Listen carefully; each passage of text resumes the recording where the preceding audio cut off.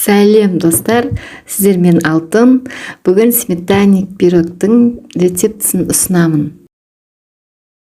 Ең алдымен ұнымызға қопсытқыш салып, електен өткізіп аламыз. Оның үстіне қант саламыз.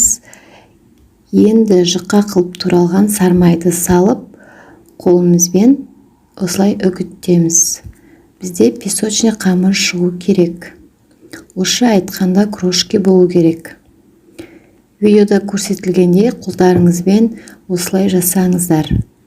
Сіздерде тезірек осындай песочный тесто шығады.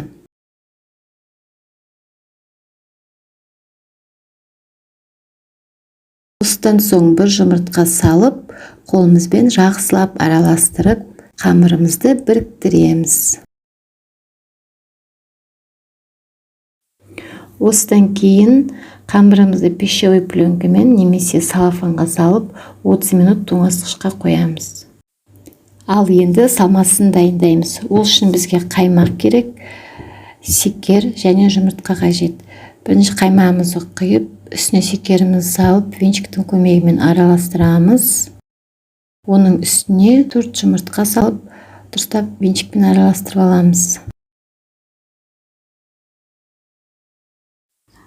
Енді формамызға тоңазытқыштан қамырымызды алып, жарты бөлігін осылай астына салып жаямыз. Қалған бөлігін айналасына, яғни бортикке жасаймыз. Енді салмасын қамырымызға құямыз.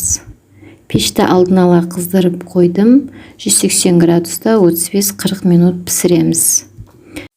Пирог піскен кезде осылай бетті сарғаяды.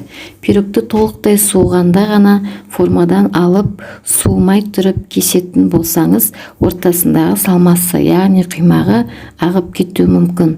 Тек қана толықтай суығанда ғана кесетін боласыздар. Осы рецептіні қолдансаңыз, лайк басып, комментарий жазып, каналыма тіркеліңіздер. Баршаңызға ас болсын.